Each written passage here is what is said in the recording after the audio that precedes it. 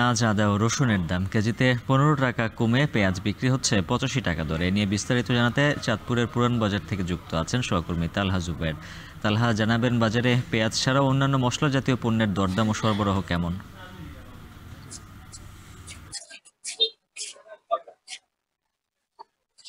উজ্জ্বল, আমি আছি চাঁদপুরের বাণিজ্য কেন্দ্র পুরান বাজারে। মূলত এই বাজারে কিন্তু খুচরার পাশাপাশি পাইকারি দরে কিন্তু নানান ব্যবসায়ীদের কাছে নিত্য পণ্য বিক্রি করা হয়ে থাকে। আসলে বাজার ঘুরে যা দেখতে পেয়েছি, মশলা জাতীয় যে সমস্ত পণ্য রয়েছে সেখানে কিন্তু অধিকাংশ মসলার দামই কিন্তু সপ্তাহের ব্যবধানে কমে এসছে। আদা বিক্রি করা হচ্ছে ১০৫ টাকায়, যা কিন্তু সপ্তাহখানেক আগেও ১২০ টাকা দরে বিক্রি করা হতো। তাছাড়া পেঁয়াজ বিক্রি করা হচ্ছে ৮৫ থেকে ৮৮ টাকায়, যা কিন্তু সপ্তাহখানেক আগেও কিন্তু ১০০ টাকা দরে বিক্রি করা হতো। এবং দেশি যে রসুন রয়েছে তাও কিন্তু ৫ টাকা কমে ৫৫ টাকা দরে কিন্তু বিক্রি করা হচ্ছে।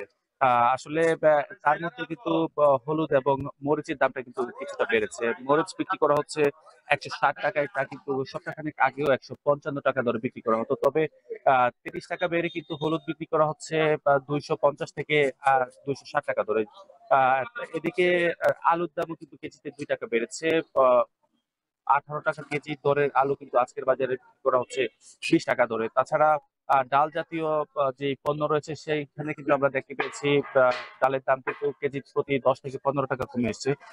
মসুরের ডাল বিক্রি করা হচ্ছে ৮৫ টাকা দরে, যা কিন্তু সপ্তাহখানেক আগেও বিক্রি করা হতো ১০০ টাকা দরে। তাছাড়া অন্যান্য যে সমস্ত ডাল রয়েছে তা কিন্তু কমে এসছে। এবং আমি কথা বলেছিলাম ব্যবসায়ীদের সাথে, তারা যেটা বলছেন যে মূলত পেঁয়াজের সরবরাহ বৃদ্ধি পাওয়ার কারণে কিন্তু বাজারে কিন্তু আ আ সপ্তাহের ব্যবধানে কিন্তু পেঁয়াজের দাম আ আ কমতে শুরু করেছে। এবং তারা যেটা বলছেন যে আ বা ব্যবসায়ীদের কাছে যে সমস্ত আগে পণ্য ছিল তা কিন্তু সরবরাহ কম থাকার কারণে কিন্তু তারা কিছুটা বেশি দামে বিক্রি করতে বাধ্য হতো। তবে এখন যেহেতু মসলা জাতীয় নানা ধরনের পণ্য, কৃষকদের উৎপাদিত পণ্য বাজারে আসতে শুরু করেছে, তার কারণে কিন্তু বাজারে দামের প্রভাব পড়ছে। এবং এতে করে কিন্তু যারা ক্রেতা রয়েছেন তারা কিন্তু দাম কমার কারণে কিন্তু বেশ খুশি। তো সবকিছু মিলিয়ে উজ্জ্বল, এই ছিল আমার কাছে চাঁদপুর থেকে মসলা জাতীয় বাজারের সবশেষ।